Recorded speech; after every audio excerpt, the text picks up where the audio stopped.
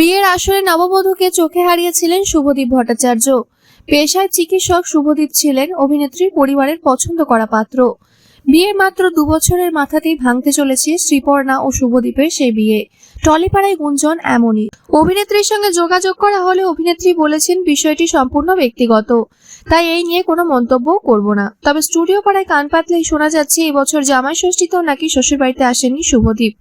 শ্রীপর্ণা সপরিবারে বেড়াতে চলে গিয়েছিলেন। শুধু তাই নয়, শ্রীপর্ণা নাকি সোশ্যালের পাতা থেকে শুভদীপের সব ছবি সরিয়ে দিয়েছেন। অভিনেত্রী একসময় সুখী দাম্পত্যের খুঁটিনাটি ভাগ করে নিতেন তার অনুরাগীদের সঙ্গে। 6 মাস আগে জন্মদিন উদযাপনের ছবিও তিনি ভাগ করে নিয়েছিলেন শুভদীপের সঙ্গে। ফলে ঠিক কি ঘটেছে তা এখনো পরিষ্কার নয় সকলের কাছে। একটি সূত্র বলছে এখনো আইনি পথে এগোননি দম্পতি। অভিনেত্রীর হাতে এখনো বিয়ের লোহা। বিচ্ছেদ নিয়ে মুখ না খুললেও শ্রীপর্ণা আগামী প্রজেক্টের কথা বলেছেন। 2 বছর পর ছোট পর্দায় ফিরছেন তিনি। জলছার লক্ষ্মীর ঝাঁপিতে অভিনয় করবেন নায়িকা। গুরুত্বপূর্ণ চরিত্রে দেখা যাবে তাকে।